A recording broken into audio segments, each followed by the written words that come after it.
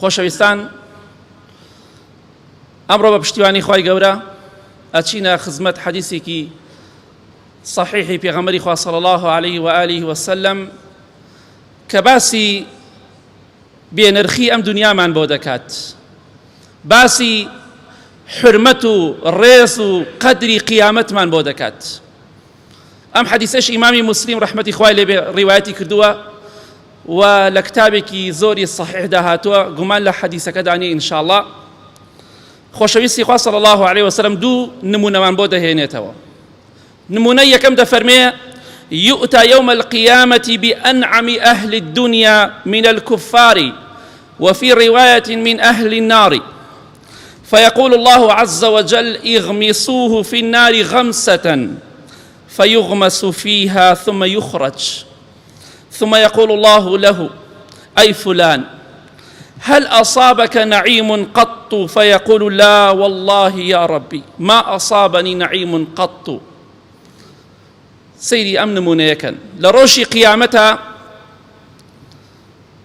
خوای پەروەردگار کەسێک دەهێنێت، ئەم کەسە لە دنیادا بەڵام ئەهلی دۆزەخە، یا کافرە یا ئەهلی دۆزەخە، شەرت نییە وی لە دۆزەخا بێ هەمووی کافر بێت. ئینسانێک دێنن ئەهلی جەهەنەمە، خوا بمان پارێزێ. ئەم کەسە لە دنیادا لە هەموو کەسێ ژیانی خۆشتر بووە، واتە لە ئادەم و سەلامی خوای لەسەر بێ هەتا ئاخر نەفەری ڕۆژی قیامەت چی ئینسانێک چی مرۆڤێک خۆشترین ژیانی هەبووە، گەورەترین ناز و نیعمەتی خوای بەسەرەوە بووە، دڵخۆشترین کەس لەم دنیادا کێ بووە؟ چی مرۆڤێک بووە؟ واتە لە دەرەجە یەک لە دڵخۆشیە. ئەی دێنن خوای گەورە دەفەرمێ یەک جارێک لە جەهەنەمی هەڵکێشن و دەریکەنەوە. یعنی چەند چرکەیەکی کەم. ئینسانێک ئەگەر شتێکی پێ بێ بیکاتە ناو ئاوێک و دەریکات، چەندێکی پێچێ؟ ناگاتە دەقەیەک، چەند چرکەیەکە، چەند سانیەکی زۆر کەمە. خوای پەروەردگار دەفەرمێ بیکەنە ناو جەهەنەمەوە، لە ناو ئاگردا نوق میکەن و دەریکەنەوە بەس. مەلایکان سەلامی خوای پەروەردگاریان لەسەر بێت. یەک جار لە جەهەنەم نوق میکەن و دەریەکەنە دەرەوە، خوای گەورە پێی دەفەرمێ: ئەی فڵان کەس، ئایا لە دنیادا قەت خۆشیت بینیوە؟ قەت خۆشی بەسەر تا تێپەڕیوە؟ قەت ناز و نیعمەتی خوات بەسەرەوە بووە؟ ئەڵێ: وەڵڵاهی خوایە سوێن بە گەورەی و دەسەڵاتی تۆ، لە دنیادا قەت خۆشی و ژیانم نەبووە، لە کاتێکا خۆشترین ژیانی هەبووە لە دنیادا، وەکو دڵخۆشی وەکو ناز و نیعمەت لە پێشی هەموو مرۆڤەکانەوە بووە، بەڵام بە یەک چرکە و یەک سانی ناو جەهەنەم پەنا بەخوا هەموو خۆشیەکانی لەبیر دەچێتەوە. ئەوە جەهەنەمە. ئەو جەهەنەمەیە کاتێکە پێغەمبەری خوا صلی الله عليه وسلم لە حەدیثی صحیح داهاتووە لە صحیحە بە ژمارە 2511 قال رسول الله صلى الله عليه وسلم لجبريل: ما لي لم أرى ميكائيل ضاحكا قط. قال: ما ضحك ميكائيل منذ خلقت النار.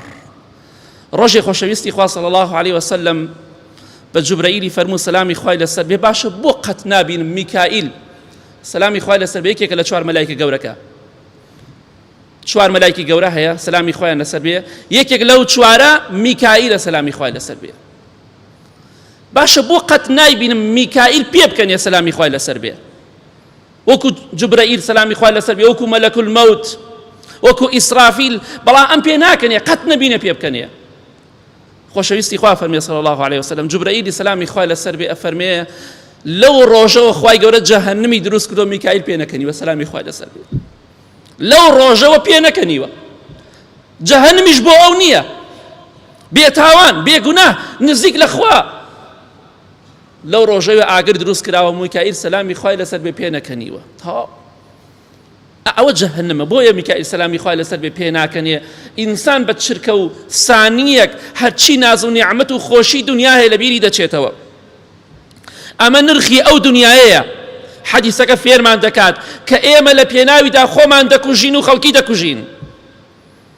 ئەمە نرخی ئەو دنیایە کە ئێمە زیندوو خۆمان ماندوو ئەکەین بۆ کۆمەڵە شتێک، شەڕ ئەکەین لەسەر کۆمەڵە شتێک، مردوەکان لی پەشیمانن. ئەمە نرخی ئەو دنیایە. حەدیثەکە فێرمان دەکات کە ئێمە لە پێناویدا خۆمان دەکوژین و خەڵکی دەکوژین. ئەمە نرخی ئەو دنیایە کە ئێمە زیندوو خۆمان ماندوو ئەکەین بۆ کۆمەڵە شتێک، شەڕ ئەکەین لەسەر کۆمەڵە شتێک، شەڕ بۆ کێیەکەی پیاو بۆ کێ کوژی هەر ماڵ خڕکە و هەر کۆی کەرەوە دڵنیا بە کوڕ و کچەکەت و زاوا بووکەکەت بە شەددە و بە دەفتەر دەیخۆن بۆ خۆیان دوایی محاسبەکەشی لە قیامەت لەسەر تۆیە کوڕی خۆت ئەدەیتە کوش لە پێناو عەرزە لە پێناو زەویە ئەوە دنیایە بۆیە با لە خوا بترسین بەخوا و کەسانی کە زینا دەکەن بە یەک نقمبوونیەک بە یەک چرکەیەکی جەهەنەم و عەزابی قەبر هەرچی زینا و خۆشی هەیە هەموویان لەبرێتەوە بۆیە لە خوا بترسە دڵت خۆش نەبێت زینا دەکەی کاتێک کە مردی پەنا بەخوای گەورە لەو ڕۆژەی کە دەمری لەناو عەزاب دای هەتا ڕۆژی قیامەت دێ لە قیامەتی بۆ ناو جەهەنەم بۆیە نیعمەتەکانی خوا خۆشن بەڵام کاتێک کە ئینسان چووە جەهەنەم و قیمەتی نامێنێت